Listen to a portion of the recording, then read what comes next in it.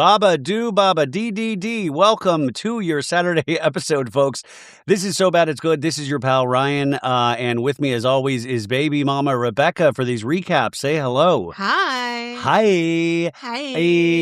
Hi. Listen, I just before we get started, I want to let you know we did a Real Housewives of Beverly Hills recap on Friday. We also had interviews with the producers of the new 3-part docuseries Girl on the Run. We'll have a Traders recap, doing Patreons this week. Thanks for everybody that came to the live Patreon. You got to see Rebecca for the last 20 minutes of that, which actually turned out to be a blast. And we're going to talk about a couple of other things before we get into Southern Charm. So if you don't want to hear anything about our life or our baby, how dare you? I'm disgusted with all of you. No, there'll be a timestamp where we start the Southern Charm recap because we got some thoughts on Salley again. I'm sorry, Salley. I've been trying. Anyways. Wait, I want to say something about that. So, I know people have been like, are you being misogynistic by talking about Salley? Now, I wrote some thoughts down about that. Wow, you're jumping into it. I was going to talk about the baby first. Well, we can go into that after. Okay. But, I just want to say that, criticizing someone's bad behavior is not misogyny. It turns into misogyny when you make a blanket statement about all women. So when you say, I think this person is manipulative, irresponsible, that's critiquing behavior. Attacking someone because she's a woman is being like, oh, women, they're so women are fuck women. Yeah, they're so irresponsible. So the first is accountability. The second is sexism. It actually undermines equality when you don't critique certain women. It becomes infantilization of women. So you're saying if behavior is not called out on certain women, then we're infantilizing. We're treating them like children. Yeah, and I'm sorry, but this is personal, Salley. This isn't about all women. Well, we don't know Salley too. We don't know her in real life. But what she appears to be on this show and on podcasts, which we'll get into as well, is a very certain type of person. And I will go on a limb and say she also appears as a bully to her own friends on this show. Yeah. So again, you think I want to be on a man's side? That's the last thing I want to do ever. Yeah. I always want to blame men. Well, and we also have to say the biggest dodo birds on this show are the men, obviously. I mean, obviously. Obviously, but I'm for misandry, but I'm not for misogyny, and that's not what this is. Again, I would love to be on Sally's side. She just makes it very hard to like her. It's difficult. And every episode and every podcast and oh my gosh, guys, if you're going to watch. And I feel like we're everybody's gassing her up. And she keeps saying she's not trying to be on reality TV yet. It feels like she's trying to go on every podcast. She's trying to get magazine articles. So obviously she has a she has a publicist at this point. Well, so she yeah, if you have this opportunity, you should try. But oh my God. So someone also wrote. I'm Team Molly, even though they're not together. Molly is. I love her. I'm Team Molly too. She is so relatable in certain ways. I love to men Molly. and women. Someone said, I'm jealous of Salley. Wait, who said you're jealous of Salley? Someone wrote me, I'm definitely not Wait, jealous. Somebody said you're jealous of Salley? Maybe I'm jealous because she's not 8.5 months pregnant and I'm in pain every second, but because she owns chickens for now. Well, I am jealous of that. I wish we did have chickens, but somebody wrote that you're jealous of Salley? But I'm not, guys, I'm not jealous of Salley. I don't want to be Salley at all. I do not want to be fucking Kyle Cook. And Austen. She's not fucking Kyle Cook. That was just a rumor. By the way, she's that type of person that you throw that rumor out and you kind of buy it because it seems like she throws herself at men and especially men of a certain stature on Bravo. So you would kind of understand that if that Kyle, but I do not think that is true. And I've done my hoe phase. I don't want to go back. I just want to be You'll get there again. No, God. I want to just be a one-man woman. I just want to be with Ryan. Oh, God. Now that's Austen. not. Nobody, no, now. Okay, but what I was going to say. Now you're not a reliable narrator anymore. No, I love Ryan the most. You guys should watch on Peacock the after show this week. Oh, yeah. It's only 14 minutes after show, but it's once again a shining example of just certain behaviors of Salley that are just, beyond the pale to me. Yeah, it was funny. And I watch a lot of these shows, man. And I will say this. It's like we always say this every week. I want Salley to be on as long as she wants to be on. She makes this show great. She makes this show great. I just don't want I just sometimes feel like we confuse the Bravo celebrities because it's like we say that, and I think they confuse that with stardom. And it's like, no, the show... They are stars. They are stars, but the shows work on a level of sometimes relatability and reliable narrators, and sometimes characters that you think are so insane that they are magnetic. Now, is there a chance that Salley will learn certain behaviors or learn about her own behavior? I think once you get on reality television, the learning of your own behavior stops. It's like Arrested Development. Well, she's definitely not learning. Because she's getting rewarded for horrible behavior. That's another. I don't think she's getting fully rewarded. Like, I couldn't handle.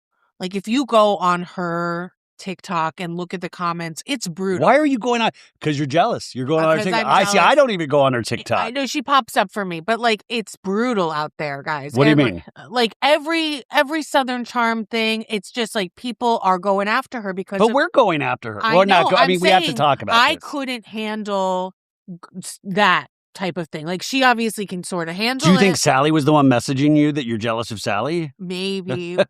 I wish. Oh my gosh, can we talk about who started following you? Oh, guys, guess who followed me the other day? Whitner. So jealous. I was like, why didn't he follow me? And then Ryan goes, well, follow him. And I was like, no. I want him to make the first move. Yeah, I was like, and then it got into an uncomfortable kind of a situation where I was like, do I reach out to Whitner and say, will you follow my fiance because she has like the hots for you? Whitner, if you're listening, I've been praising you this whole season. She has. And I've been trying to find everything wrong with you. And we'll get to that because I think Whitner was unfairly attacked once again by Salley. Nobody's perfect. Like, Whitner's not perfect. Nobody on this show is perfect. But Salley has this weird habit of starting shit. That person has a reaction to that. And then she's doubly offended that person has a reaction to her initial talking shit about that person. It's insane. If you don't want to fuck Salley and say it out loud, she's mad at you and doesn't like you. Yeah. I mean, let's all just rewind. This all started because Salley loved being in a hot tub with Craig, and Craig liked having her there as a friend. Now, Craig's a goof as well, but this is how it all started. And now she's going to drive Charley to a mental breakdown. Poor Charley. And we know that Charley and Craig did not last because it's, Watch What Happens Live. It doesn't seem like they last. But that she never made that easy. What she's making it easy now is for Charley to not be with Craig. Once Charley probably got to a place where she started bad-mouthing Craig, Salley fully accepted Charley back into her heart again. I just hope Charley is like actually watching this and taking some of this shit in. And I was sad to hear that not that Craig's fucked up, obviously, but they were like, Craig's the villain in the reunion. I'm like, oh, no, but Salley said that. Salley was on Watch What Happens Live and said, oh, Craig has a lot to answer for. And Andy said, I would agree. But I hope on the same token that Salley has a lot to answer for, because I would even imagine Andy watching this and going, yikes. Come on. But but at the same time, it's like a delicate balance because you have to encourage her to come back and to act She's coming back. No, obviously, but to act this out of pocket. You want her to feel free. But look, she's feeling free. She's on Not Skinny But Not Fat, feeling free. But the thing that confuses me is that, I know they're all buddies with her, and Rodrigo, who I really love, and I've been kind of going back and forth about reaching out to Rodrigo and go, tell me what's what, man. Really, because Rodrigo, let's reach out to Rodrigo. Because Rodrigo, I really trust that guy, and he seems to really like Salley. And so I was like, well, maybe I've got it. Maybe we've got it wrong. No, but then and nobody has to prove themselves to us. I didn't watch the Not Skinny But Not Fat podcast because it actually hurts me to watch Salley. But Batty Christine messaged me, and she highlighted a section where she literally says, I literally said, I'll fuck your dad and make him eat my chickens. Now, is that... Wait, say that again? She said, sorry. Did your Face ID not work on your phone anymore? Yo, I was just about to say, sometimes it doesn't work because I think I'm getting fat. Really. No, you're not getting fat. It's for the baby. I'm really fattening up. No, you're not. I'm fattening up, and I don't even have a baby inside Guys, me. it's rough. It's rough in my bod right now. So Batty Christine said there was a point. She literally said, read it out loud. Minute 58, 18 seconds. I literally said, I'll fuck your dad and make him eat my chickens. But who's dad? Just in general, we've been talking about her fucking dads. I knew she was gonna cook those chickens. That's what we've been saying this whole time, and she said it. If those, dude, if Andy at the end, instead of does a celebratory shot, he brings out chicken nuggets. Chicken salad. Like chicken salad, and it's like Sally. It's like Craig's Chickens. I'm like really sad about how my Face ID didn't work. Don't worry about that. We've got bigger fish to fry right now. Anyways, okay, let's calm it down for a second. Sorry to go so hard so fast, you guys. I'm very passionate. You're very passionate. I think most people like it, except for the person that messaged you about Sally. I mean, maybe I am jealous. You didn't even tell me about that. Maybe I am jealous because her Face ID probably works. Wait, this isn't about Sally's beauty. This is not... Oh my God, wait. Sally is a very pretty girl. But people's insides affect the outside. Have you ever dated someone or, been into someone that's super hot and then you get to know them and you're like, ew, ick. Yeah. I really like when I hear stories like that because I'm like, good. Can you imagine if Sally was on the same show as Jax when Jax was single? She would have. It would have been amazing, right? And we're not talking about prime Jax. We're talking about that Jax where he let himself to go for that season and he got the gut, Yeah. Also, sorry to keep going with Sally. Sally, sometimes I'll look at her on screen and it's like she's an alien studying other people on how to behave like a human. She'll be like, oh, did you also see she backtracked on the robot stuff? Yeah. No, her job. Yeah. Because she was saying she was a doctor or whatever she was saying. We called that out a month and a half ago, I think. I know. We'll get into more on that, but let's step away from Southern Charm for a second.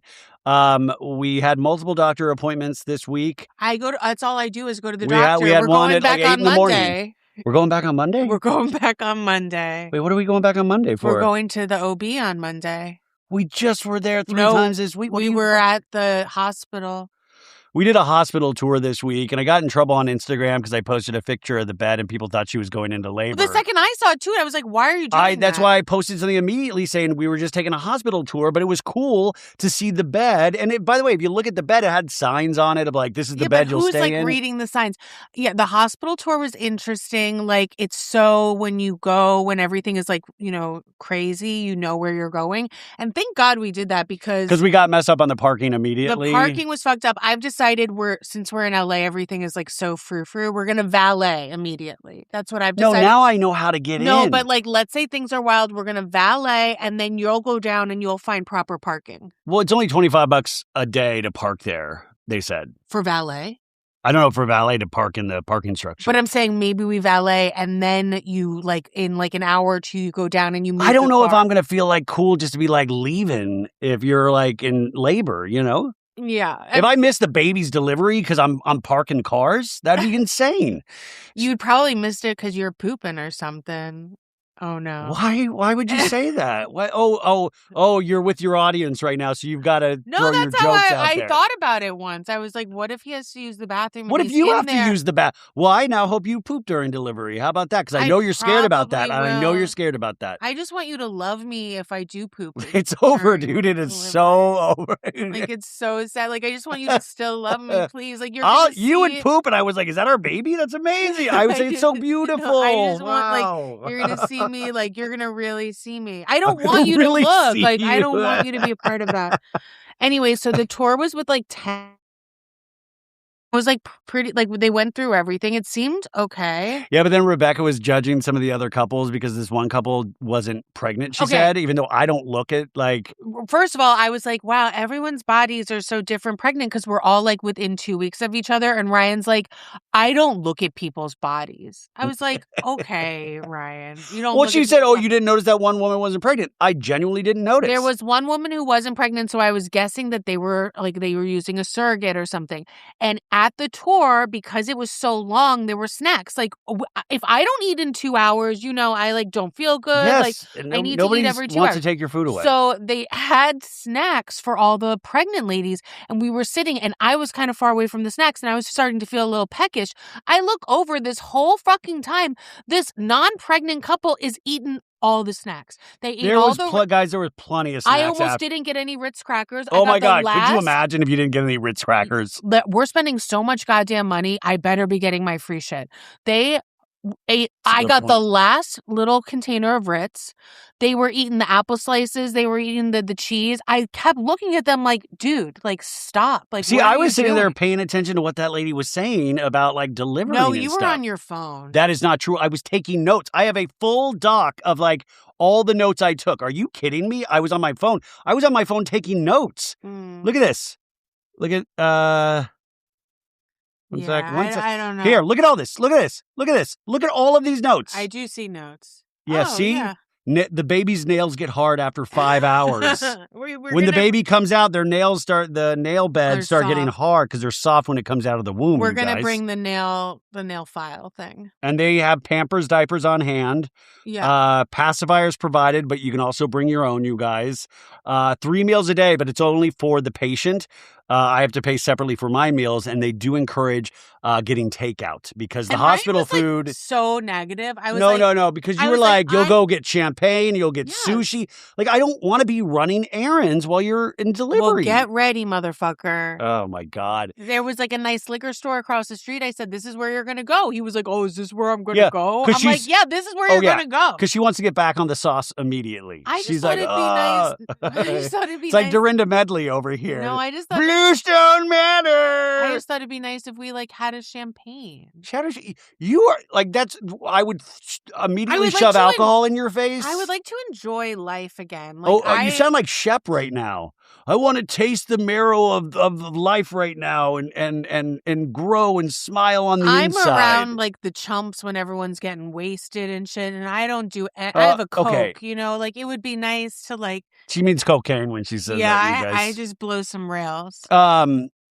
Folks, imagine if edibles just made you feel good instead of too high. Yeah, we're talking about our friends over at Lumi today. Consistent, mellow, and super delicious, Lumi gummies are specifically designed to make you feel good, not stoned. Whether you're looking for an end of the day de-stressor, a midday mood boost, or help getting the best sleep ever, Lumi Gummies has a strain that's right for you. So for me, if you listen to the show, you know I have trouble sleeping. And so Lumi Gummies, they're amazing. They sent me some and they are incredible. I particularly like the Rainbow Sherbet Indica.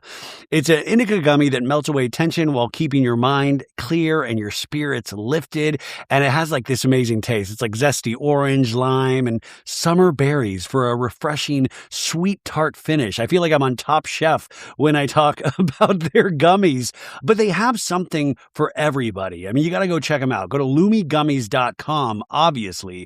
But these things, they really work. Lumi Gummies are available nationwide. So all you have to do is go to lumigummies.com. That's LUMI gummies.com and use code SOBAD, even though it's so good, for 30% off your order. Again, that's LUMI gummies.com, code SOBAD, lumigummies.com, code SOBAD. Anyway, so the other thing was we're still having a hard time with the middle name. And oh my God. So then we leave the tour and every day we talk about the middle name. So we leave the tour and Ryan's like, I got it. I got it. He's like, Salinger. So I was like, Romy Salinger Bailey. Okay. So I was like, oh, like, I like where you're going. Like authors, like JD. He goes, no, like Party of Five. No, I didn't say no. No, you said no. You're wrong. You said flat out wrong. You said no, like Party of Five. Their last name was Salinger. No, I said because I'm the biggest J.D. Salinger fan. I have all of his books. No, you didn't say that. You said no, it was Party of Five, and I said you should have just let me say. You are wrong.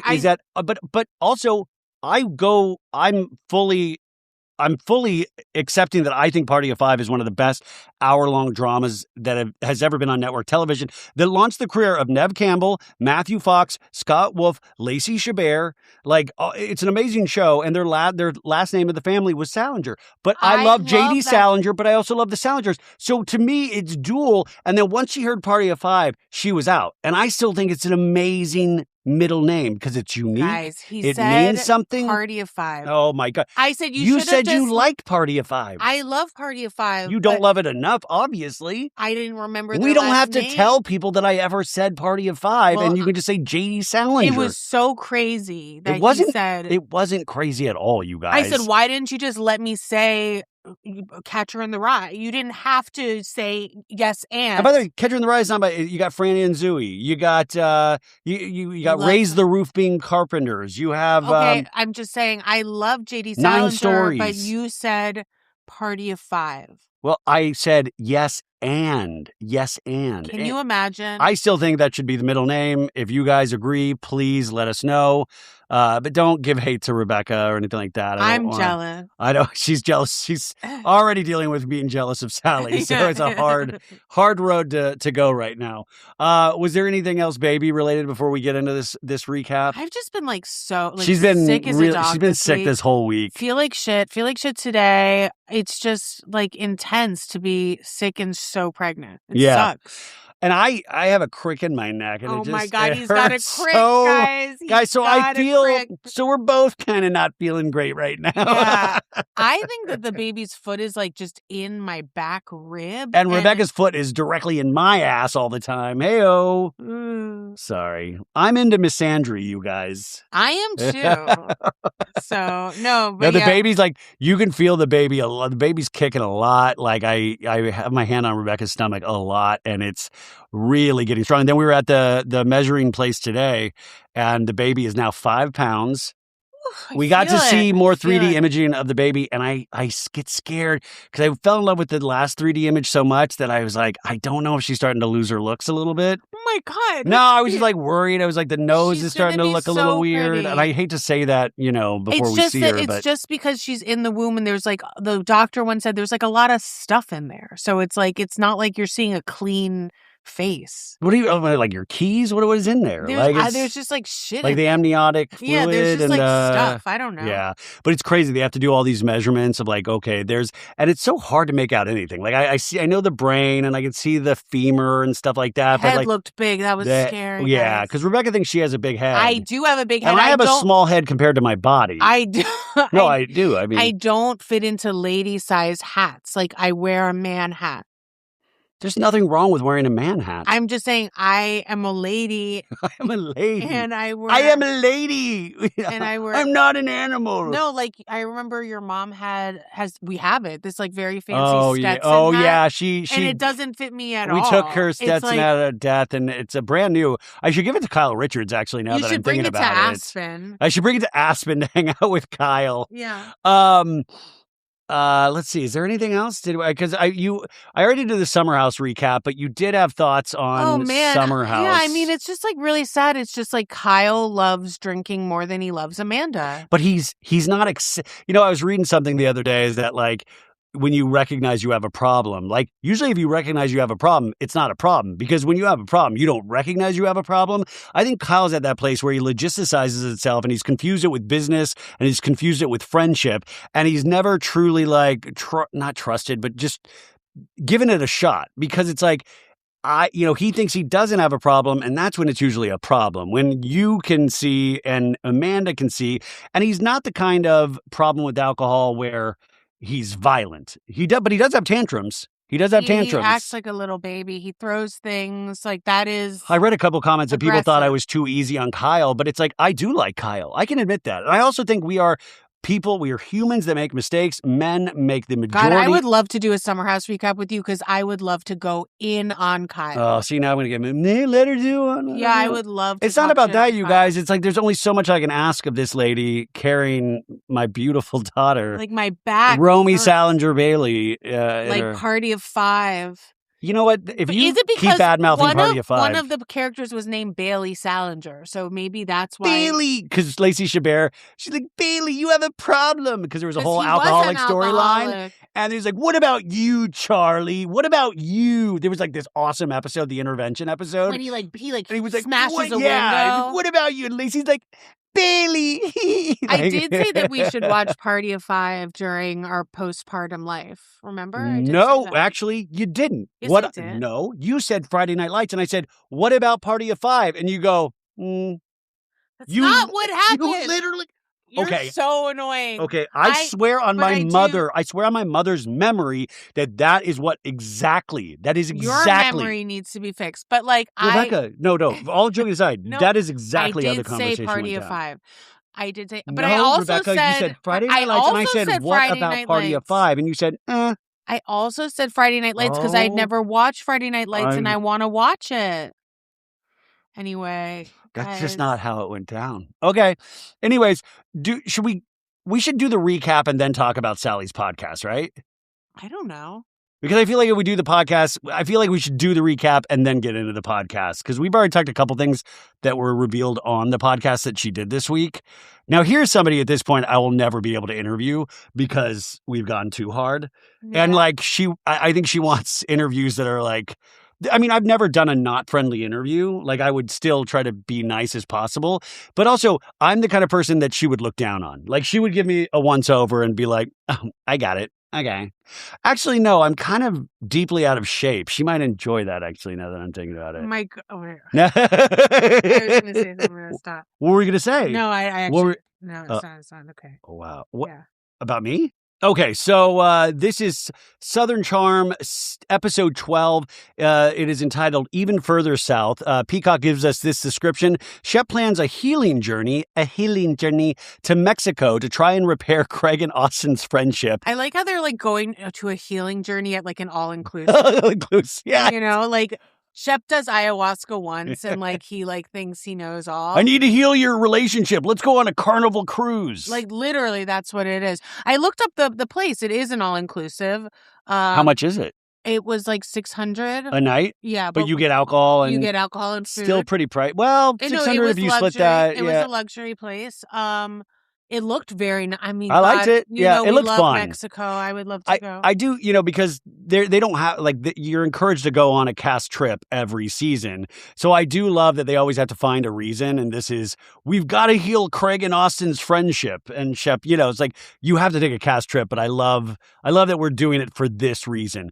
Previously, thus far on Southern Charm, Austen broke up with Audrey and he told Rodrigo last episode, it's tough not to think about Audrey.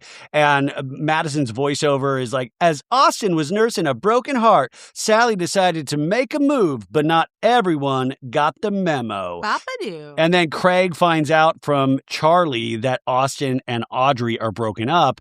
And she's like, everyone here knows. And he's like, me and Shep don't. And then Austen eventually told Shep while they were fishing that they were broken up. And then Madison's like, meanwhile, Craig and Charley's relationship set sail, but Salley and Bonita's was like a sinking ship. And we had that scene at Whitner's parents' farm. Itchy knee, itchy grass. At itchy grass. Itchy knee. Itchy knees, where Salley and Bonita got into it, and Bonita kind of like walked away because she got really like emotional about it. This is where I wrote here. I said, Salley is a professional victim. Salley is a professional victim, and she exhibits all the behavior she accuses her friends of doing. Like, those people always tell on themselves. Salley always, like, if Salley accuses you of something, it means she has done it or she's about to do it. What's that? Rebecca just had a coughing fit. Anyway, so Bonita storms off, and then Madison's like, and when we got back to Charleston, the only thing about to pop was me. Bop-a-doo! Because Madison gave birth. Somebody in my Patreon last night said that Madison's baby right now, which I think looks cute as a button, right. But they said, I'm just saying that I hope my baby looks like Madison's baby. Like, I think Madison's baby is very cute. And also, you want a cute baby at first that grows into, like an actual human, right? Yeah. I mean, that's the goal. Yeah. Okay, that's what Anyways, we open up in Charleston. We're at Austen's house, and he's unpacking all of his beautiful Hawaiian button-up shirts. And Bonita FaceTimes him. He's unpacking with his luggage on the bed. Now, Rebecca... Oh, my God, I wrote this down in the notes. Ryan loves to put luggage, shoes... face down, like soul down on beds. Luggage, I think luggage should be able to be on a bed. Are you kidding me? Luggage is being thrown around the airport all over the shit floor. Like, literally, there's poop on the floor. You're taking it into bathrooms. What airports are you at? I'm at all the Who's shitting on the floors at LAX? Well, Ramona Singer. Yeah, Ramona Singer. Actually, I'm telling you, it's disgusting. And he just he'll go on a trip without me and send me a photo of his sneakers on the bed. Like that's like his fuck you. It's really like my last bastion of freedom when I'm able to put shoes on a bed. I'm so sorry because I just don't care. I'm it's wired differently. You're disgusting. Well, this is about Austen, and Austen's just as disgusting as me. He has his luggage. You're he has his lucky away that bag. I don't make us fully clean those suitcases before they even come into the house. That's what I really want to do. Oh, I'm so lucky. Yes. No, and and do not pass that kind of behavior down to our child. Are you kidding me? To be clean? No, to be insane. Please write in the comments. Is that insane to put? Next, you're going to tell me you want me to get a measles vaccine. What are we doing here? So Bad It's Good is sponsored by our friends at OLIPOP. Now, OLIPOP, Rebecca and I, we're kind of obsessed now. I've been chugging the classic root beer, and she has been digging the cream soda.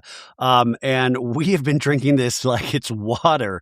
Now, OLIPOP is a new kind of soda that combines the classic soda taste with the benefits of a functional ingredient blend to support digestive health. OLIPOP is reimagining soda with high fiber and low sugar. My OLIPOP story is that I think I drank a certain soda nonstop. And I have to admit that I've kind of switched off of that, and I have been just drinking this. And this classic root beer, I love it. It kind of reminds me of my dad. He used to take me to A&W root beer when I was a kid, and it's kind of throwing me back to those childhood memories. But this is high in fiber. It's low in sugar, so it's actually good for you. It's way better than traditional cola. And the functional ingredients, it supports my digestive health. I mean, these are all important things that I never thought about when I was drinking a soda of some sort. But now I'm thinking about it all the time. And I'm like, wow, I'm drinking something that tastes good, that I truly like, but I'm also doing something good for my digestive health, which I think is good, right? So, for you guys out there, if you want to try this, you can get a free can of OLIPOP. You buy any 2 cans of OLIPOP in store, and they're going to pay you back for 1. And it works on any flavor, any retailer, because they don't just have these 2 flavors. They have so many other flavors as well. So I'm going to put the code in there. It's drinkolipop.com/so-bad. And you're just going to go there and put this information, and they're going to give you a free can of soda.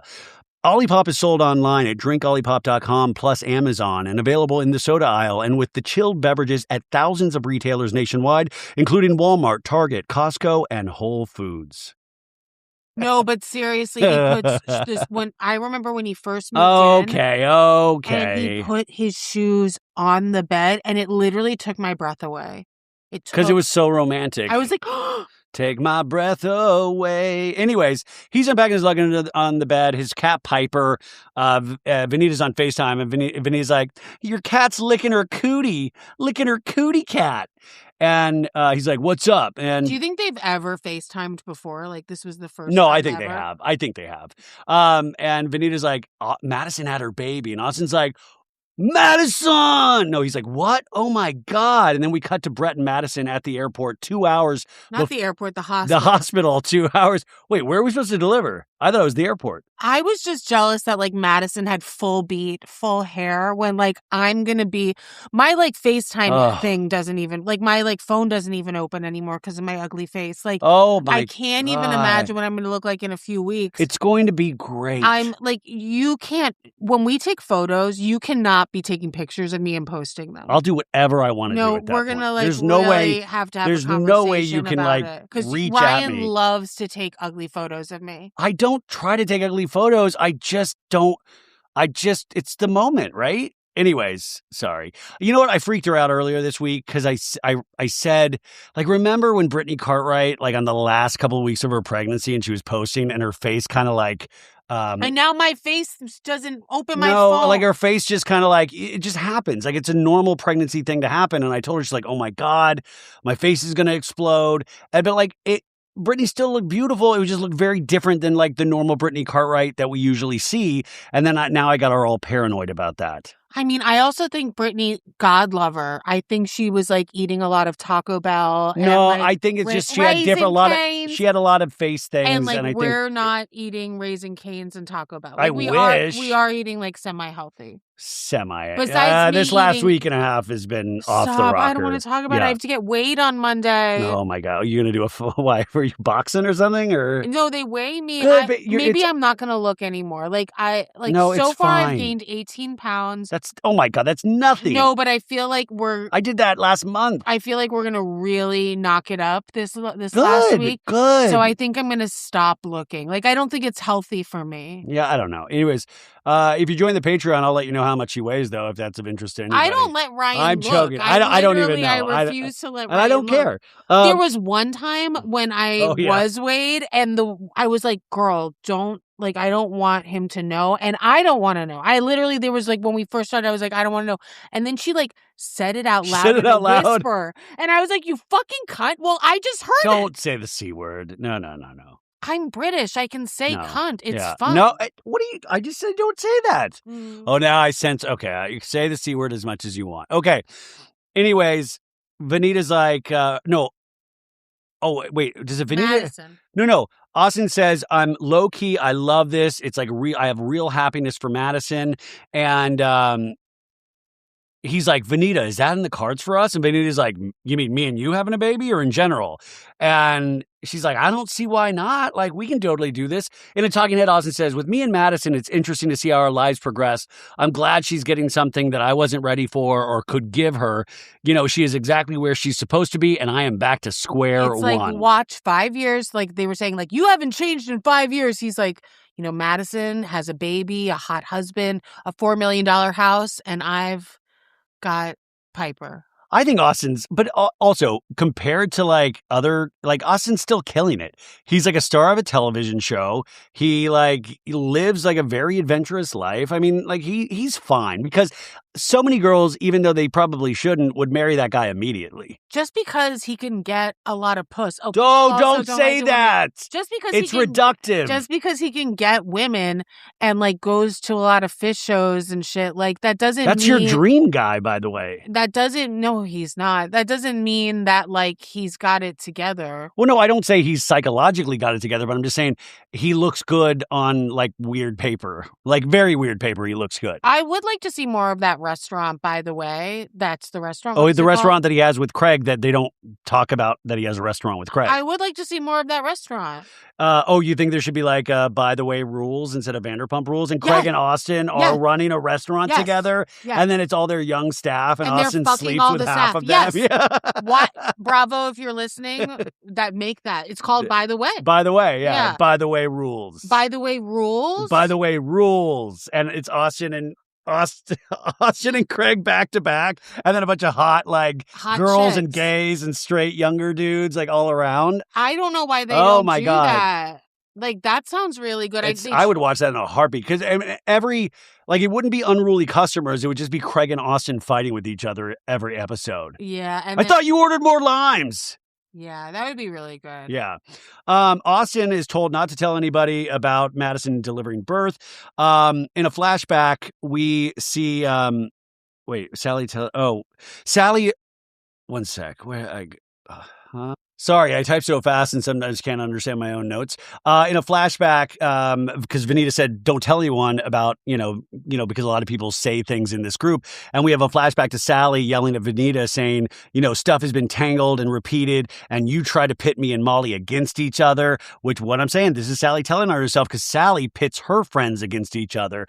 And I don't even, the thing is, she's kind of doofy, so I don't even think it's like... Salley? I don't think it's consciously. I don't think she's consciously trying to pit people against... I think she's genuinely unaware that she is exhibiting this exact behavior. That she is doing what Bonita did to her? Well, no, she's doing what she said Bonita... Yeah, she's doing what Bonita... Bonita says, every time Salley and I try to talk, there's always someone else in the conversation, and I never feel, okay with that. In a talking head, she says, I'm hurt by my best friends, and I've never been put in a position to be humiliated like that. So she feels like Salley put her in a position to be humiliated in front of Whitner and Molly. Yeah. But luckily, Molly and Whitner are too smart for that. Yeah. Bonita says, me and you always sweep it under the rug, Austen, like your whole relationship with you and Craig. And then we cut to the Starlight Motor Inn, and Molly stumbles out of her car, and she's doing an open mic night. She's going to play her music. Which is so scary in general. And that's what she says. Invite cameras? Invite Shep? Well, no, to invite cameras in, because we're all ready to, make fun of her, and there really hasn't been many good singers on Bravo. There's been funny singers, but besides, Sally... Candy, but, Molly's a good amazing. singer. Molly's a good singer. She's amazing, but, that is so scary to do. So she says this is a million times scarier than playing the euphonium because there's a buffer of a huge band with that, and this is just me, and it terrifies me. And she meets Keith, who I think Keith is her boyfriend, right? Guys. Yeah. Wow. Keith is in her band. Yeah. So Shep comes in, Salley comes in, Rod and Tyler are there, Whitner's there. Vanita's not coming, but she sent flowers. And Austen wanted to come, but he might be busy. He's TBD. And when they say he's not coming, Sally's like, no, she looks like, well, who's he with? What is he doing? What is he doing? Who's he fucking? What's going on? There's a tracker on Austen. Her heart is beating. It's like the full Sheena Find My Friends. Add me on Find My Friends. Add me on Find Your Friends, Austen. I need to know where you're at all times. How many people did Sheena have on Find My Friends? Over 50, I think. I don't even have 50 people I like. I have you are my dad. And then I think my dad somehow knew because I did it. You have a random girl. I have Emily, my friend Emily that you met in Vegas. No, but there's another random. Let's see. Ryan has some random chicks on Find My Friend. That's not true at all, actually. Let's pull it up. That's not true at all. Ryan's keys, Ryan's wallet. Jocelyn Baker. Okay, you can have Emily Clayton. Karen Plummer. That's who I don't know. The one you do know. I don't. The one from the one from the Instagram. I still don't know. Okay, he told me who she knows everybody. He told me who it was. I know. So I have 5 people. Dun, dun, dun. No, but you said your dad. My dad, I found out. He did it? My sister had me do my Find My Friend on my dad without him knowing, add it to his phone and me track him. And then I think he found out because all of a sudden I noticed when he was here for the baby shower, I don't have my dad's location anymore. Bum, bum, bum. But I don't think he even knows that feature on the iPhone. He definitely does because he definitely took it away. Bill is dipping and doing it. Yeah, he's at the he's old out there on home. The streets. There are a lot of ladies there trying to get some. No, there are. I don't know about that. There was a woman, Linda even said, if you have teeth, you have your hair, and you can drive, you're a hot commodity. Yeah, that's another good idea if 40 years from now Shep's in a nursing home and that could be golden Southern Charm. I don't even want this show to ever end. I Relationship. want them to end the relationship was really bad, but I want them to keep going until they're in the Charleston home. Yeah. And Whitney's there and he's being crazy. Shep says Austen is going through a lot and he wants to get Austen and Craig together and try to be a salve for their relationship. And he felt bad about the birthday dinner and how it went. So I think we should all go down to Mexico, he tells the gang at Molly's open mic. And he says, I want Craig and Austen to be friends and bridge the gap because friends are hard to come by. And when you're such a dick. Yeah, I guess. Well, they're all different variations of a dick. Yeah. Rodrigo says, Austen's in a very vulnerable place. Let's just support and uplift. And Sally goes, I'll gas him up. Leave that to me. I'll gas him up, Rodrigo. And Molly's parents are there, and Shep immediately goes over and says hi. And Rodrigo goes, dude, his move is to schmooze the parents. It's hey, I fucked your daughter. Because remember, he did sleep with Molly 2 times, right? That was really funny. You're good with parents. Though. I love because I genuinely like parents. Yeah, you but it's not a schmooze. But wait, it's not a schmooze thing. Schmooze is not a bad thing. I genuinely love hanging out with parents. Sometimes more than my own friend group. Ryan's. I went to Spain with Nick's parents. That was a blast. But you were with Nick and his sister. Yes, but we did everything together, and I had morning conversations with his parents, and had drinks with his dad. It was great. Fantastic trip. So did they pay for everything? No. Oh, They right. paid for we got an Airbnb in Because you're like, it was fantastic. They paid for it all. No, they did. They took us to one really nice meal that was like the shrimp were like the size of a baby arm. Like it was the tapas were insane. And then they paid for the Airbnb. I mean, they were obviously very, very generous, as Nick always is, Yes, but it wasn't they are like very come to Spain and we'll take care of everything. No. Molly's backstage saying this is the worst idea of her life. It's really scary. Where they didn't say where Craig was. They said where everybody else was, but like was Craig not even invited to this? Yeah, they said, probably not. Anyways, Molly goes out there. Molly actually does a song with the cowbell, like the Will Ferrell skit More Cowbell. And if you actually compare photos, she's actually wearing the same outfit that looks like Will Ferrell. Wait. She's wearing the jeans and she's and wearing the shirt. Yes, she's wearing the same outfit. Funny. Molly, was that? Did you do There's that on no purpose? way that was on purpose. That was really but funny. The more Molly, important thing is amazing. she sounds great. Like, I really sounds loved amazing. your voice. I loved the song. Like, it's very exciting. Like, we actually have a real singer on Bravo. Salley in a talking head goes, that girl can fucking sing, which also, that's a very supportive friend. So let's give Salley a positive star for that. Salley on the after show was like, Molly's the most talented person I've ever met. Unless she likes a guy that I like. Unless she likes Austen and then fuck her. No, she didn't say that. You know what's better than flowers that die in 3 days? Matching underwear. Seriously, MeUndies has cracked the code on Valentine's Day gifts and beyond with their matching underwear for couples. It's cute, it's intimate, and you will wear them more than once. My personal experience with MeUndies, I think you know my journey. I can't show you, but I am wearing MeUndies right now, and I have the MeUndies on that have little hearts on it because I'm a romantic, but I also have ones with dinosaurs. They are amazing. I swear by MeUndies. MeUndies makes matching underwear specifically for couples, though. So same adorable prints, different cuts for each, and all made from their signature ultra-modal fabric that feels impossibly soft.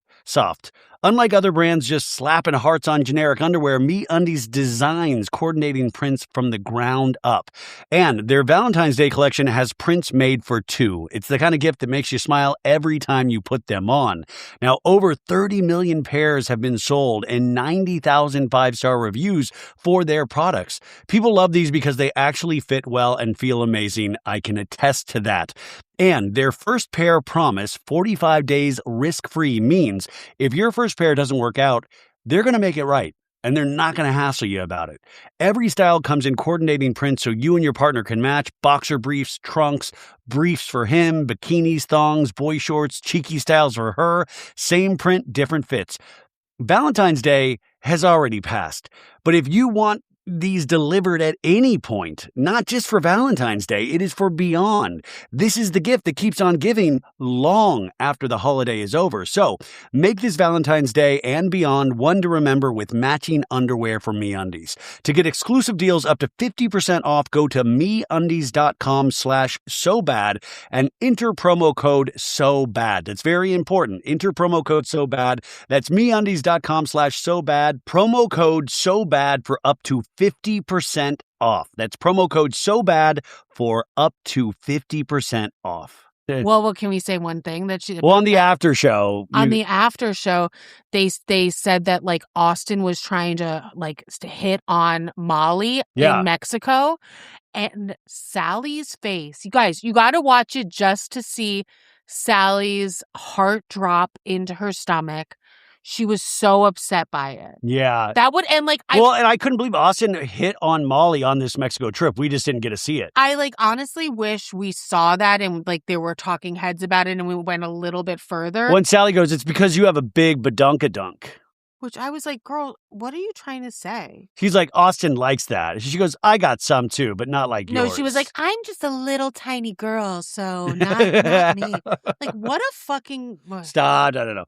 Rodrigo in a talking head says, this is proof that you are a literal boss bitch, Molly, and once you can release those shackles, as hard as it may be, you are free. And I love that. Rodrigo, that's a truly supportive friend because this shit can be really scary. And a lot of us, including myself, and I think you at times, and a lot of you guys, all joking aside, we do hold ourselves back because things are just so scary. It's like you can't imagine yourself doing these things or putting yourself out there, even if you have talent, which Molly does.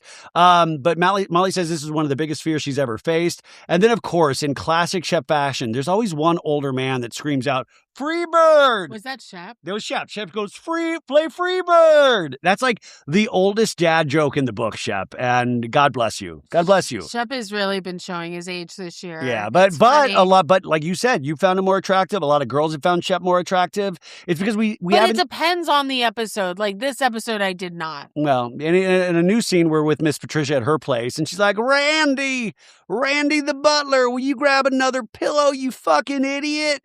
Make it apricot. Turn it over on both sides, Randy. I did like that they do have different color, like, on each side. We should do something like that. I didn't even know what she meant, but it was great. This poor Randy, I don't think he's long for employment over at Miss Patricia's. Yeah, I would assume Randy's not working like, there do you want a drink, madam? And she's like, do you want sweet a DJ? tea. Yeah, sweet tea. Well, I'm going to my DJ gig at Republic. Yeah, right. Whitney comes out. He's like, what are you doing, Mom? And she's like, I'm making a list for Costco. I got to get snacks. And he's like, well, I was upstairs and I was talking to Shep about the Mexico trip. You know, he's like, he wants to experience an adventure, local culture, and holistic wellness because Shep has a new book coming out in a couple months. Really? And it's all about his ayahuasca journey. Shut up. I was like joking about the ayahuasca thing. So my secret hope, and I don't think they'd ever be able to air this on Bravo, is that next week they all do ayahuasca together. And like, because on ayahuasca, I hear it's like the most insane thing where you experience your own death.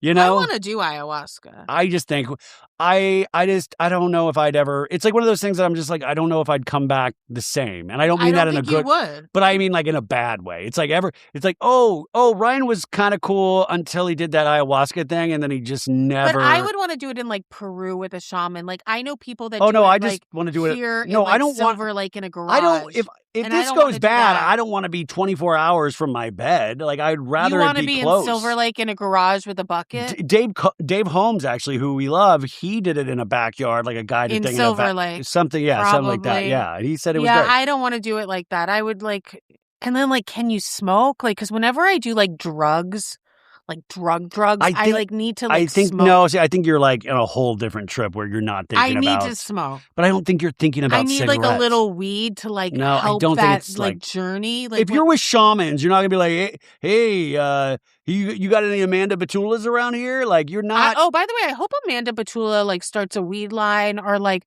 starts like a roll line like with papers. Like I could see her having papers with like hot tits on it or something, like rolling papers. Oh, okay. That would be really cool. Like I hope she does something because like work it, bitch. No, but when I do take like mushrooms, it's been a long time. It's been a long time. But like I do need a little weed just to like help that little hump. We're talking about ayahuasca, which is a completely different experience than mushroom. This is supposed to be like you see the hand of God, you know? I mean, when I do mushrooms, I like understand life. Oh my God. Okay. Like I do. So Whitney's telling the mom about this trip and he's like, yeah, Shep, like, you know, he's like, you know, thinks he's a shaman now. And it's like, you know, sweat house. Oh, no, we flash back to Shep calling like Craig and Austen going like, hey, man, it's time like for a healing trip. Like, you know, like take some medication, shaman, sweat house. It's time for growth, my friend. And Craig's like, the last time, you know, I saw Austen, though, was at Whit's house and I gave him a ton of space. But, you know, I always have the itch to see different cultures and get out of my comfort zone. Yeah, different cultures at like the Puerto Vallarta resort. Yeah, exactly. It's like, I love to see how I'm served at this all-inclusive resort. Yeah, the all-inclusive. Not that I love an all-inclusive. Yeah, but Whitney tells Miss Patricia, hopefully they can get back to friendship. And Miss Patricia goes, don't spout that bullshit to me. Miss Patricia says, it seems bizarre to me, but it's not the first thing I heard with this group that's bizarre. And then Whitney's like, well, Shep professed to have done some toad venom and thinks he's a shaman now, which I thought was hysterical. But there is a toad venom thing there can is, take, right? But yes, like, and I think don't know what it's called. No, but that's just a funny thing because it was actually ayahuasca and he's saying toad venom. But but there is a drug. There is, but he didn't do that. He did the ayahuasca. Well, maybe he did the toad venom as well. Anyways, we flash back to last season when he's talking with Austen about one of his ayahuasca trips, and he's like, I saw my beautiful tailor, and I said, fly free, bird, and I nourished her, and I want her to become a majestic bird, you know? It's like, and then the scene ends with Whitney and his mom having the same giggle. Like, I'll do Whitney's giggle and you do Miss Patricia's. He goes, Mother and... No, but I just thought it was cute. They had the same. Do you think like she still like, you know, like holds him and like, I hope puts so. him to her bosom? I hope so. And yes. they like cuddle in bed in the blue room? I don't think they cuddle in bed, but I hope that they hold hands. Oh, that would be sweet. Yes. Why are you being such a dick? I'm not being a dick. Yeah. I'm just saying, like, do they have a little snugs? No. In a new scene, we're with Sally's place, and we see the chickens. They do a shot of the chickens, and they go, ah. The music goes like, ah. And I'm like, now they're teasing us with these chickens because they know we're like, they know we're worried. Your dad they and know then we're eats worried about the chickens. I'm terrified. Every time I see those chickens, I get immediately triggered now. And Charley comes over, and she's like, what are you doing home, Sally? You're not at work? And she's like, my surgery canceled. And I'm like, yeah, the robot broke. And Charley reveals that she got a colonic. And have you ever gotten colonics? I have, yeah. I love colonics. It just didn't work. I wanted to see big things. I wanted to see like keys and a wallet come out. I didn't feel like I did good at the colonic. Well, you know? You have to like relax. Like sometimes it takes a couple times because like you're still like tight. You know, like you have to be able to like fully relax into it. Just like when you're giving birth and you're going to do a colonic all over everybody. Anyways, Sally's like, explain a colonic to me. And you know, if she's a doctor, she should know how colonics She's not a doctor. work. She worked in medical sales. Anyways, explain it to me. She's like, well, you put water up there, you know, and I was waiting for Sally to be like, the only thing I want up there is Austen. Woo! I'm surprised she didn't say that. Anyway, Sally goes, well, what did you do instead of going to Molly's performance? And this is where Craig was. He goes, oh, well, I had drinks with Craig again. And immediately Sally's like, oh. And then we have a flashback of the date. And Craig's like, usually I can get a read on women and I can't get a read on you. And Charlie's like, I obviously like you. And he goes, yeah, but in what capacity? And she's like, I only see things like seriously with you. And he's like, oh, cool. Craig really does. I mean, Craig really needs to have it spelled out. I mean, we've heard Austen and Shep say that, but it's true. Like, this guy does not, he's a little slow. He wants it signed on Seal like delivered. A piece of paper, notarized, the whole thing. I can't imagine Paige being like that. I don't know. Because I think Paige immediately was like, fuck me. Like, because she was so into him. I guess. Like, because, like, they were so, like, matched, like, looks-wise. I don't know. It was a different time. God, they were really a beautiful couple. Yeah. Like, I don't think it gets hotter than Paige. I mean, Paige doesn't necessarily do it for me, but I understand. That's so weird. Paige, but I don't like know. But so I know gorgeous. she's hot. I know she's hot. I just, you know, it's like a personal thing. And it's not just her, like, face and body being so perfect, because they are. Her, like, outfits, her house, like, everything is so perfectly curated. Her house? What are you talking about? Her house? She doesn't have a house. She has an apartment. Okay, her apartment. Craig's house is curated. Who did that? Okay, I get it. Yeah. Anyways, so sorry. So then Sally's like, I mean, I'm confused, Charley. And Charley's like, why? It's like, it feels like a slap in the face to our friendship. I don't know why you didn't tell me. Why would Charley fucking tell you? Because you're so negative about anything regarding Craig. I'm also confused because what does Sally want? Like, Charley has told her she wants to get to know this guy. She wants to be romantic. She wants to make out with him. I don't know what's not clicking. Going on dates. Like, she has said it multiple times. What is she supposed to do? I don't know what's not clicking to Sally, but it's so weird and it's so cringy. And Charley's like, I've been trying to figure out my feelings for him. And Sally's like, but usually if you did that with another guy, you would tell me. Like, our friendship is like about honesty with like what we do with boys. And you would unload on me and you are silent. You are silent about this. Why would she? I don't know. And Charley's like, yeah, for sure. Because Charley's like, you know, nervous about being around Sally. Sally in a talking head is like, we used to talk 3 times a day, and now she hasn't spoken to me at all, and it makes me question my friendship. Again, she talks to a How lot many of people does she talk to? a day. I mean, she is not very busy. She seems to talk to everybody 3 times a day. But she really does say, and I talk to Austen 3 times a day. Question your friendship then. Do it. These are empty threats. Like, question your friendship. And Sally's like, you are being so secretive with me, Charley. Like, Craig is so fucking calculated. It just pisses me off. And Charlie's like, this is why I don't want you to, and she starts tearing up while she's like, there's just nothing to say. There's nothing to say. And that's the end of that scene. And I just, Charley has gone out on a limb for her based on her personality type to tell her, this is how I feel about this guy. This is who I'm seeing. And Salley just keeps going forward. Salley wants she wants camera. To ruin it. Yeah, she wants to watch it happen. I don't even know what she wants. It's just, again, if every man isn't into her, she's upset about it. And by the way, Craig's no angel either, sweetheart. But at the same time, what Sally's exhibiting is just really horrific behavior. It's like, let Charley find out for herself that Craig's not right for her, which will probably happen naturally. We cut to everybody doing like packing. Craig packed. I can't believe it seemed like Craig asked ChatGPT what to pack. He's like, pants, yes, pants. Well, he has a very nice closet. Did you notice very that? Beautiful. Everything looks very well taken care of. Because unlike Shep, he needs things taken care of because his mind is so cluttered and like. Please, we should have dangerous. Someone take care of our closet. Oh God, I would love it. Yeah. Shep is just throwing things everywhere. You know this guy has crusty underwear. He smelled the underwear before he packed it. It was in a garbage bag. Rodrigo, if you're listening, are we ever going to see a reveal of the interior design work you did, or did like Shep already ruin it? I'm curious about that. Anyways, we're at the airport now. They probably didn't even finish it because Shep can't finish anything. Yeah. He's got whiskey dick for his own house. We're at the airport now, and Whitner just brought a duffel. Whitner underpacked. Yeah, that scares me. That scares you? I thought you'd be into that. I am into it. I overpack with everything, so I can't imagine. In classic Shep fashion, he's like, let me get a ticket. I'm old-fashioned, and I need a hard ticket in my hand. He's like, I'm 50 years old, and I need a hard ticket. And Sally's already having attitude and is like talking shit to Rodrigo. He's like, it's like, Charley, I just think there's a lot. I'll tell you later, Rodrigo. Like, I want to talk, and it's like, Bonita's here too. And it's like, I hate everyone except you. And this is what she does. She'll pull one friend aside and tell them shit about everybody else and ingratiate themselves with that person so that person feels special. Rodrigo, don't fall into this trap, man. It seems like everyone falls into her trap. Like, I don't know how it happens. See, that's what I'm saying. I don't sense it on the screen, but in person, she must be so dynamic that she just pulls you in. Because she's texting all the time. She's telling your ass. She's saying how amazing you are. Yeah, like all of this stuff. And then, okay. Rodrigo says, that's why we're just going to go have fun.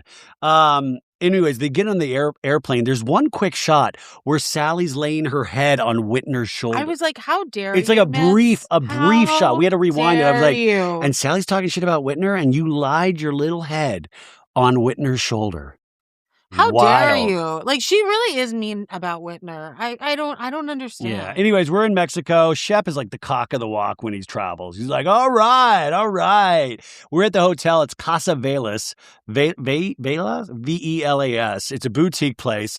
And Sally's like, if I don't put on a bathing suit in the next 5 minutes, I'll freak out. And Rodrigo's like, do you have big nipples, Salley? And Rodrigo says, Austen has perfect nips. And Sally's like, let me see them, Austen. Oh, I was hoping your shirt was off. Oh. Also, I was like surprised, I have a thing for nipples. Oh, can we talk about the nipple thing really quickly? Wait, before I have a thing for nipples. And she didn't say like, I have little dime-sized nipples. She was just like, they're appropriate for the size of my breast, which makes me think maybe she does have the big saucer nips. But who cares?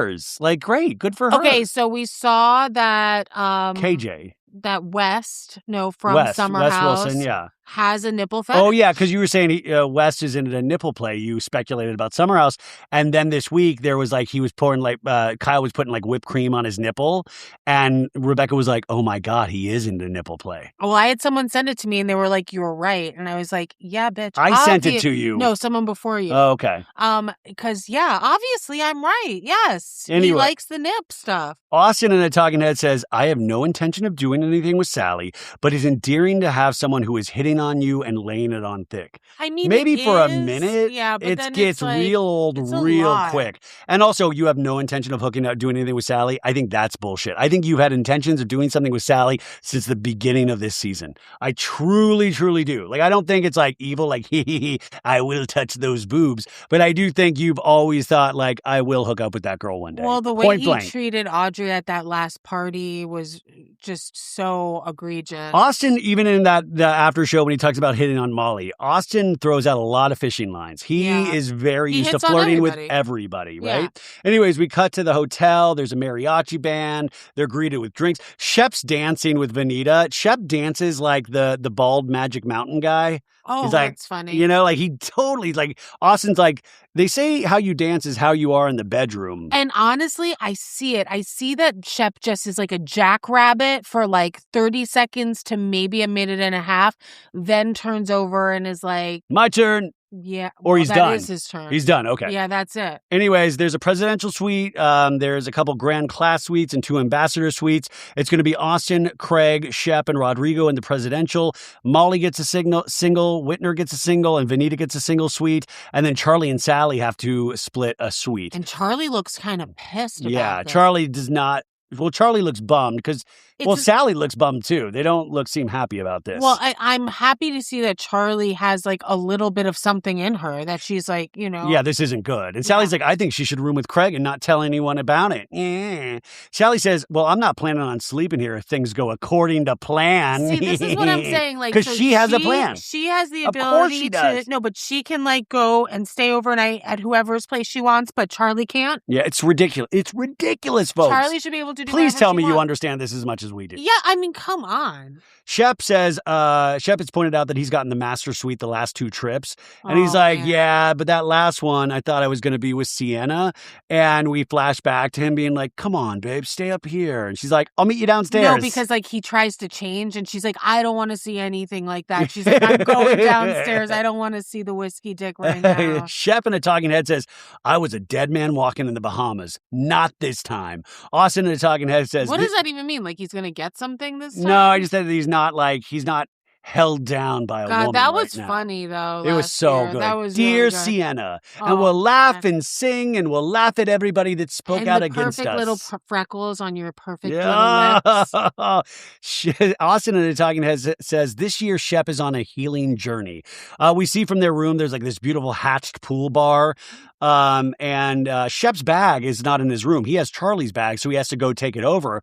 And he's like, oh, here's your bag. And Sally, God, this turns into such a Charley's thing. like, oh, sorry about that. And Sally says, Charley, do not say you're sorry to Shep. It is not your fault.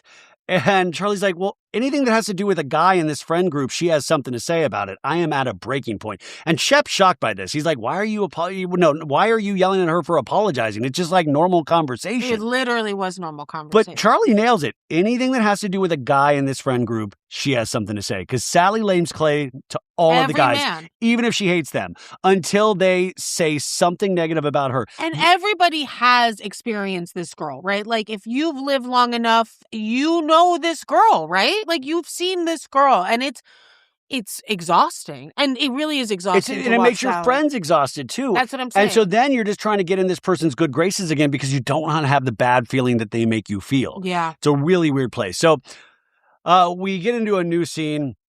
Austen's outside. He's like, hey, nothing is stronger than the Mexican sun, so spray up. And then we get Shep.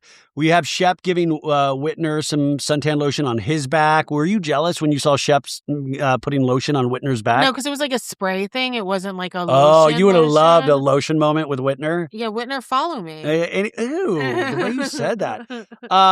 No, Ryan, you're my only Okay, one. yeah. Anyways, I'm joking. the boys are at the pool bar and, they're ordering, like Austen's ordering these icebergs. What is that? I think it's like a slushy drink. It sounded, I don't even know what it is, but it sounded great. I was like, an iceberg, amazing.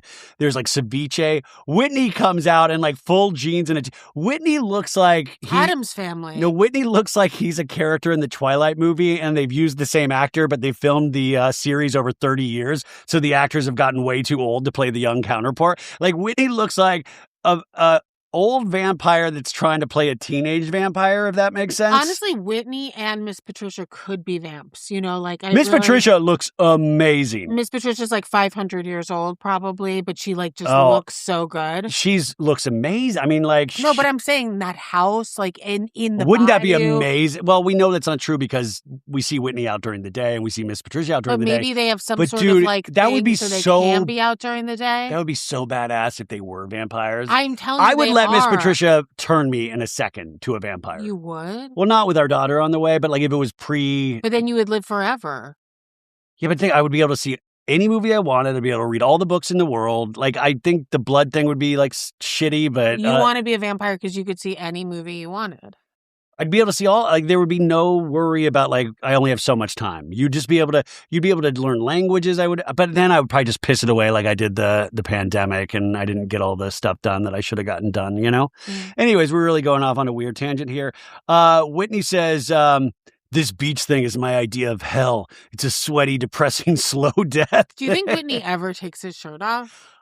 Like in no, general? Because I don't take my shirt off in general. So like you do sometimes. Well, you do. Reluctantly. If there's like surgery or something. Not if there's surgery there, you do. Anyways, Craig weirdly says Molly should be proud of her butt because she has her swimsuit on. And then Rod calls Bonita, says, you have some booty meat. Bonita looks hot. Bonita always looks hot. Yeah. I mean, by the way, looks is not a problem for this cast. No, everyone's That's not the problem. Yeah.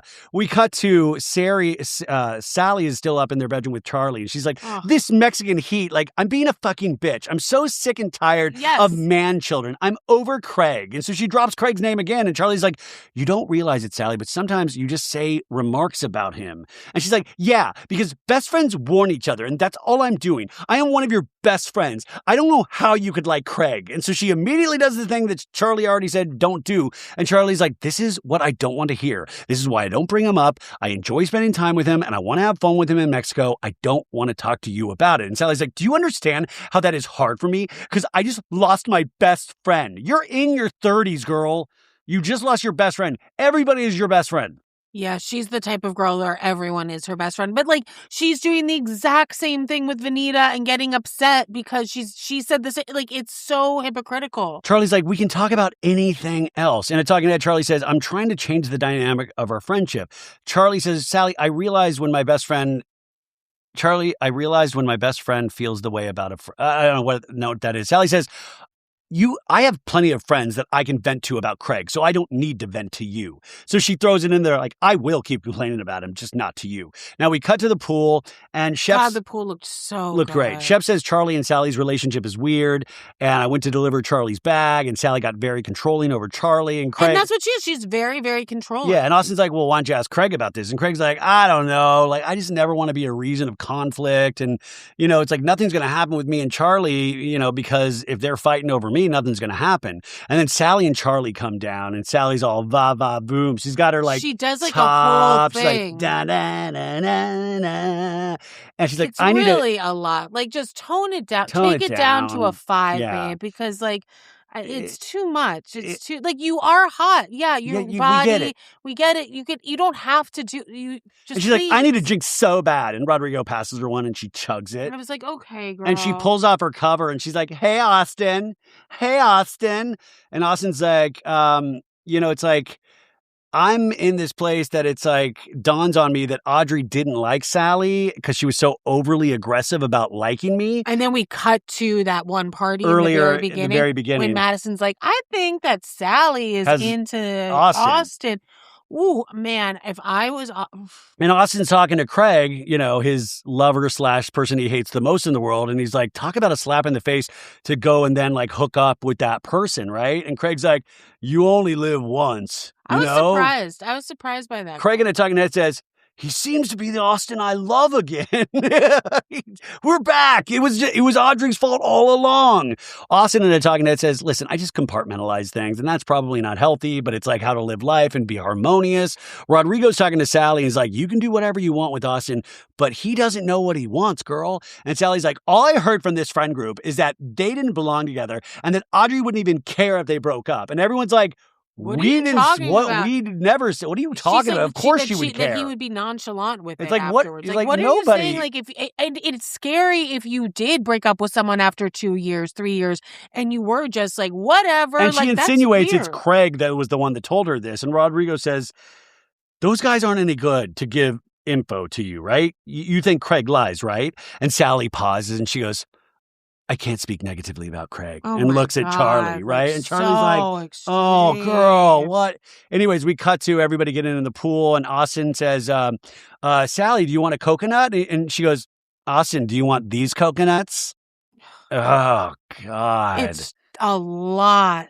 It's a lot. Like, I'm all for... I've got fully functioning girl parts, Austen. I'm all for a double entendre and to be, like, a little sexy and to say things that are a little subversive, but, like, it never ends. I need to see Salley in high school. I need to get some kind of flashback of Salley in high school. I don't think that she's changed. Or maybe she was just, like, ugly. Like, she's had a big glow up, so maybe she was like full on. No, I think she was always pretty. I feel like she was always pretty. I don't think she was that pretty when she was like on The Bachelorette or whatever. There's no way you're on The Bachelorette if you're not somewhat decent Okay, looking. no, she's decent, but she's gotten a lot better looking. Anyway, Shep's like, "Let's get ready for dinner." And Craig to Charlie's like, "I have a 6 shower if you want to shower." And Charlie's like, "You're playing the long game." And he's like, "Yeah." It's like so weird. They get in the Sprinter vans for dinner, and they're going to this place called Iguanas, which used to be owned by Richard Burton and Elizabeth Taylor, which I actually geeked out about this. Whitney loved talking about Oh, but I geeked out about it too. Like I'm so into Hollywood lore, and Richard Burton and Elizabeth Taylor, they were the Ben Affleck and Jennifer Lopez of their day. Whitney's like, when I used to come here with Richard Burton and Elizabeth Taylor, when I was a young vampire. When I was a young vamp, this is where they were fucking. They're gonna have drinks in Elizabeth Taylor's bedroom. No, it was very cool. He's like, it was the most heated relationship in Hollywood history. And it's like his opening line to Elizabeth Taylor was, "You have the greatest tits I've ever seen." She did have great tits. And they're like, "Does that line work?" And Shep goes, "It does at Mar-a-Lago." That was funny. That was funny. That was a good one. Anyways, we see a statue of Elizabeth Taylor and her bosom at the restaurant. And Austen goes, "And those boobs are pre-tit jobs," which is a great point, Austen. And Sally's like, "You should look at my boobs." And I think he was talking about because Salley had her boobs done. Yeah, exactly. Yeah. But they go up to the bedroom and Shep enters the room. He goes, "So this is where they banged. All right. What a life." No, I wrote "what a life" because I was like, this is so cool. I was like, sometimes I'll see these shows and I'm like, whatever. But like, I was like, this moment, I was like, this has got to be pretty cool. And they've got to all realize like normal people don't get to do shit like this, you know?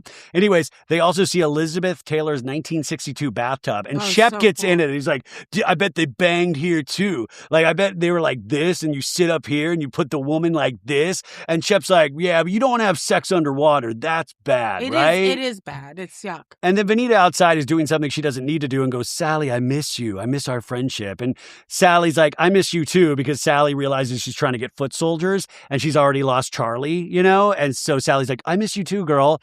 And Sally's like, "I wasn't trying to throw you under the bus, Bonita." And Bonita's like, "I just miss my best friend. You guys are all another best friend. Another best friend, you guys." No, but I do really believe that Bonita thought that they had a real relationship and they did not have a real relationship. As real of a relationship as Salley has No. I think you know how I feel. I think all of these friendships are real to Salley. They're just not what. No. Anyway, Salley is telling Bonita, "I just want everyone in this group to be transparent." So Salley doing her Salley move of immediately starting to talk shit about another cast member. She's talking shit about Charley. And she's like, "I feel like Charley's hiding something from me." At this point, what are we fucking hiding? What are we hiding? Idea. I feel like we're talking about everything. And Craig and Charley are like watching the sunset, and Craig's like, "Does she know we kissed?" Like, by the way, I didn't even know. We didn't even get that on camera. And I'm like, I hope they would have kissed by now. That would be weird if they didn't. I mean, Craig spent like a month in the hot tub with these ladies. No, but it really would be weird if they were going on multiple dates and they didn't. Yeah, exactly. But anyways, they go down. But I'm like, why are we? Who cares? Like at this point, who she cares? Salley wants to know the nitty-gritty. But it's like you're into Austen now. Like, let people be happy or let people make their own mistakes. No, it's either you're happy with me or you're happy with no one. Austen sits down next to Salley at dinner, and Salley immediately loves it. She's like, "Yee!" And I was like, at this point, I was like, people should bother Salley and like how Salley bothers people, and be like, just just leave Austen alone. Like, it's like he just got out of a relationship. This isn't good. It's not good that you're like so into this. It's really like they should like hound her like she hounds other people. Salley tells Austen he should take off his shirt at dinner. And nobody wants to see that, babe. And Shep and Craig are laughing at how like thick Sally's laying it on.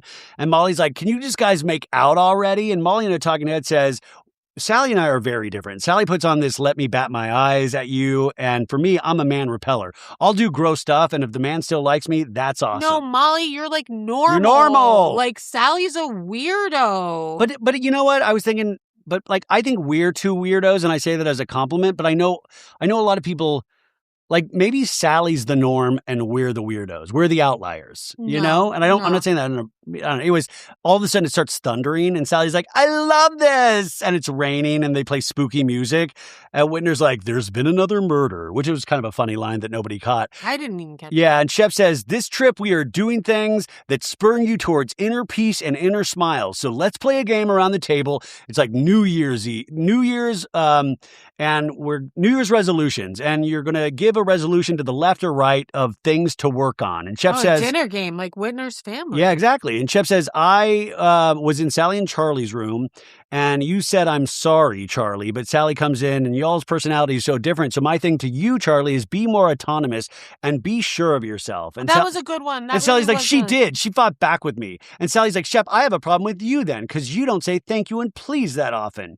And Shep is like, okay, I accept that. I'm a spoiled brat sometimes. It is funny. He should have said thank you. At that moment, he didn't say thank you, but he's like, I accept that. I'm a spoiled brat sometimes. And then Bonita goes, I would like to see Austen stand up for himself more in situations than not.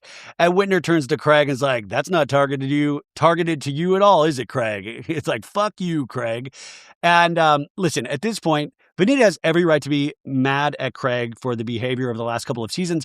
But also, Bonita is great in this scene because she's like, throwing this out. And it's like, is Craig going to take the bait or not? And Bonita knows Craig's going to take the bait, but it's bait. So she throws this out. And Austen's like, listen, it's like, I appreciate you saying so. Sometimes I just take the easier path and just move on. And Craig says, Bonita. So Craig immediately takes the bait. Bonita, you don't know anything about me and Austen's relationship as much as you want to. We've known each other for decades. And Austen's like, listen, guys, my relationship with Craig is my relationship with Craig. And Bonita's like, if I had to close my eyes and hear you, Craig, talk about Austen, I would say, that man doesn't like you. And Craig's like, but you don't, because I don't talk to you, Bonita. And Bonita's like, you don't. Yeah, Bonita, you don't exist in my world. So just fuck off. And Bonita's like, oh, wow. And everybody's like, zoinks. And they're like, zoink reaction, zoinks reaction, zoinks reaction. And that's where we end it. Next time on Southern Charm. And we find out that Salley made out with Austen. And we see like they're surfing. And Craig says, what happens in Mexico doesn't stay in Mexico. And then Austen tells Salley, did you know Craig and Charley made out? And for some reason, Salley gets her panties in a twist about it. And then Craig's fighting with Salley in a Sprinter van going, this has nothing to do with you, Salley. And that's where we end it. But this last moment, what did you think of this? Because Craig's reprehensible for this. You don't say fuck. Come on, you're better than that. Don't say fuck. What? Don't say fuck you to Bonita. So fuck. Yeah. I agree don't say you. that. Yeah, obviously. I mean, poor Bonita. Bonita's on the wrong show. But Bonita knew what she was doing. Like Bonita knew that Craig would take that bait. Like, of course, Bonita's not stupid. I'm not going to infantilize Bonita. No, she knows what she's doing. Yeah. Okay, so let's go to one of my favorite Instagram accounts, Vanderpod Recaps. They recap all your favorite, Bravo podcasts that have like Bravo celebrities and stuff like that. And so here's a couple notes from Sally Carson's Not Skinny But Not Fat podcast. Of course, go and listen for yourself if you haven't already. But one of the topics is Sally thinks Whitner is an entitled prick. And Amanda goes, you're shaking up. What's going on? And Sally's like, I'm shaken up. And Amanda's like, stop. And Sally's like, and Amanda goes, what can you share about why you're upset right now? Why would Whitner have it out for you? I saw some Watch What Happens Live. And it was like, you shaded him a little bit. And Sally's like, that's why. I think it wasn't even that big of a deal. But since I said that, I think, and Amanda goes, what did you say exactly? And Salley says, I said that you don't know him yet. Because everyone's like, why are all the girls not going after Whitner? Yeah, but when you said you don't know him yet, that means like there's something reprehensible. And she goes, and I was like, I don't think you all have gotten a chance to know him yet. And Amanda goes, because you feel like you know something that we don't? And Salley says, I think he's an entitled prick. I think he reminds me of JT a lot. Oh my I don't God, think so not at all. And she goes, and I don't think I'm the only one that feels this way because in classic Salley fashion, she gets foot soldiers. She goes and bitches to everybody and gets them to agree with her. Like, don't you think Whitner's a prick? Don't you think Whitner's a prick? I think it's exactly what we're seeing she's doing with Craig right now. I think she tried to do something with Whitner and he wasn't into it. I don't think that. Well, because she does that with every other man. Why would Whitner not be one of them? Amanda says, so you didn't say all of this. You just said, and Salley like, no, I'm saying it now because I'm not holding back now. Oh, because we've already filmed the reunion. After I saw the text messages he's sending about me, and Amanda goes, so he has it out for you. And Sally's like, he has it out for me. Okay, if Salley talks shit about me on Watch What Happens Live, you're damn right I'm going to be texting the other castmates going, what was that? Fuck? Yeah. What the fuck was... And then Salley hears that and is like, he has it out for me. Girl, you went on cable television and talked shit. And Salley goes, everything's been so positive online, Salley says. So that's... Wait. That's what she said. So that's... About her? I don't know. So that's one negative thing. Oh, about Whitner. So that's one negative thing that I said. People are like, it's not just one negative thing. You said people don't know him. That's a big negative thing. Yeah, it made us think you that left there it was like a something mystery. happening. Yes. And I'm sorry, calling your mom mother is not going to like... I mean, it's not, it's weird, but it's like his mom. But people are like... It's a Southern thing, too. People are questioning what could be going on with Whitner, you know? And he was like really on his high horse, like, ooh, I'm getting all this attention. Everyone loves me. There's no negative press about me. Salley. So jealous. Not a good people look. like Whitner and Salley says, hating and on then you. one time I said that he was like, I just talked to Rodrigo. I just talked to Bonita on the phone. I tried to call Charley. She was in a meeting. And Amanda goes, so you were trying to see if this is true. So Salley called all these people immediately. Everyone.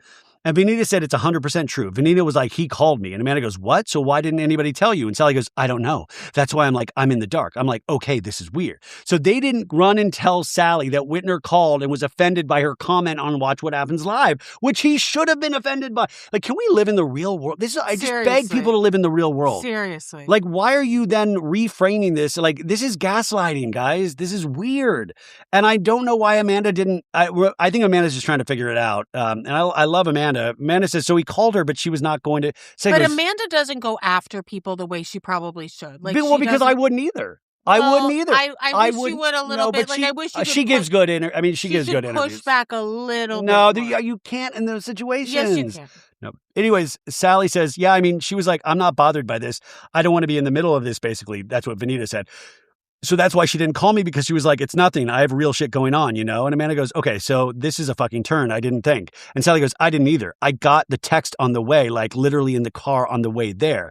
And Amanda's like, and you're shaken by it. Like, that's when we're talking about it right now as we're starting, because you walked in. So she had just got this right before she walked in.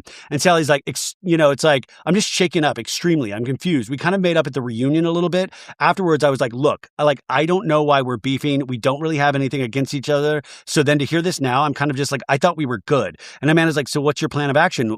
You know, which you do not have one yet? And Salley goes, I think he's messing with the wrong girl. And the only person that should be looking out is him. Oh my God, dude, calm the fuck You're never down. going to itchy grass again. Ever. You're never going to itchy grass. She started it. Like, and literally. then it was like, how much do you actually like Craig? And so I was like, oh my God, we didn't even kiss. So now she's like, oh my God, it was nothing. Yeah, she tries to act like she didn't like him at all. And it's like, did he make a move? No, he didn't either. And he didn't on Charley either. It was just like, Craig is not, Amanda goes, that's sexual, which we know is not the case, because Paige always said he was like S&M guy.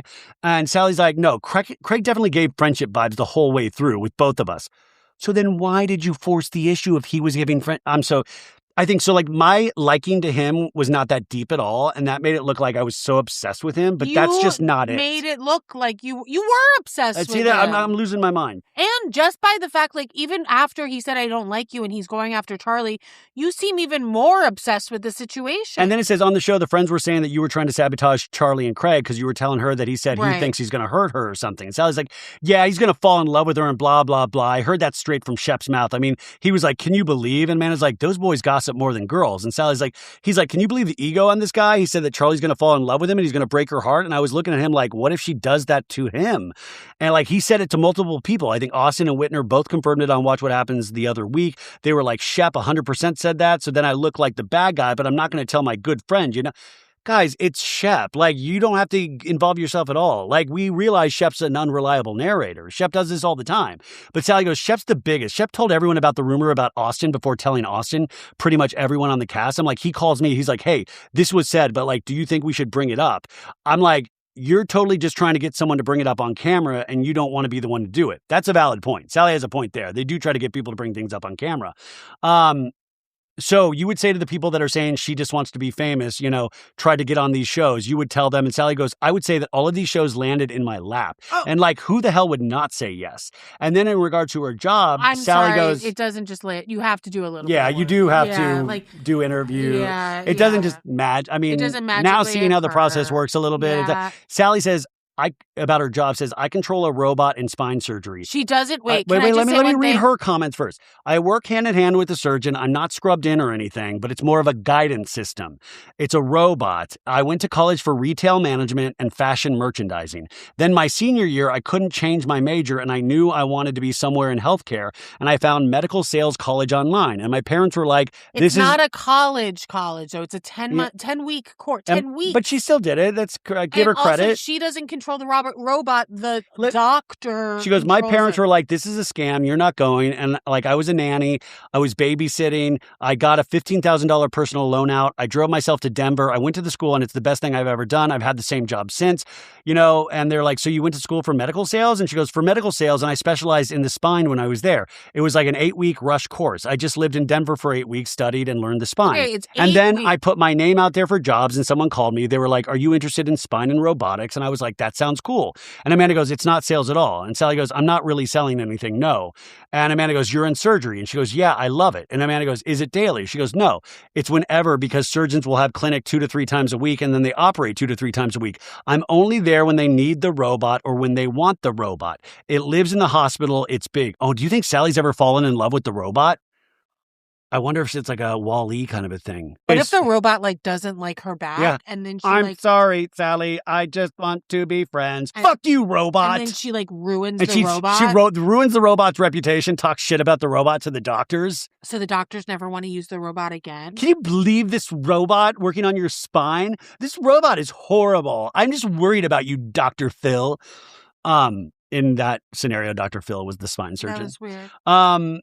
So Amanda's like, how often do you do this? She goes, 3 days a week. And Amanda goes, and you did, like, I'm mistaken that you said how much you made the first season when you were on Southern Charm. And Salley goes, yeah, that was taken out of context. That's not just from one job. I was thinking like the whole picture, like of what I make. Like they asked me how much I make, but I was including everything that I'm doing, including influencing, So that was taken out of context. And there was not happy people at the hospital because they were like, she makes what? And I'm like, yeah, that was, taken out of context. So she kind of got caught in a lie there. She got really and caught. Then she lied to the doctors and she was like, it's reality TV, you guys. They fudge things. When she was the one that got busted. She literally said, I made $400,000 last year, like being a Dr. Robot lady. Yeah.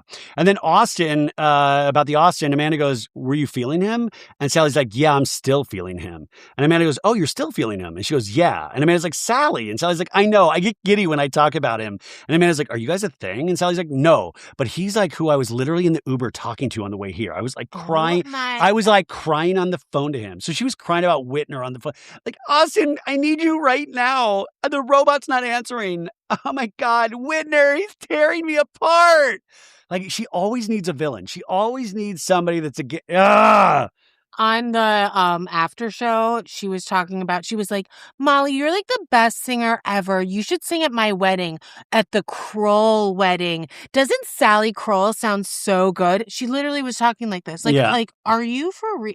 Well, they were joking. But no. Anyways, then Amanda says, you said you're looking for something serious in your life, right? Do you think Austen could be that? And Salley goes, I do, but not right now. I think we have such a good friendship that we rely on each other a lot and we support each other a lot. And I think we both like what we have, right now. And Amanda goes, which is? And she goes, just a really good friendship. I mean, like we talk every day. We talk 3 times a day. And Amanda goes, hooking up. And Salley goes, there's a little messing around. There's a little messing around for sure. And then she was on, I didn't even know Gia Giudice had a podcast still, Casual Chaos with Gia Giudice. And they talked about Sally's time on The Bachelor and her ex. And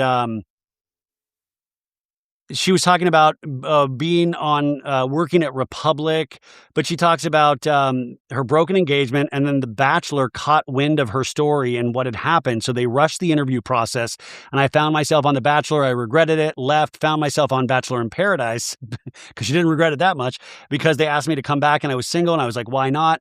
And then Toxic Environment. So I removed myself from there. And then Soho was just Southern Hospitality random because me and Joe Bradley met super randomly at a bar. He was like, hey, you're cute. And I was like, thanks. And then I didn't even know he was on a TV show. Sure. And I just moved to Charleston, so I found myself on that. And then Madison put me up for Southern Charm, and that's how I ended up on there. Now, that is probably, like, you do put people up for these reality shows. The producers go, do you know anybody? Anybody good? Like, that does happen. Because she was like, I know this messy girl that's been on 2 other different shows and has been trying to get on a Bravo show as a main cast member. And then Gia says, after kind of reflecting and realizing maybe where you could have gone wrong or how you could have done things better regarding this season of Southern Charm.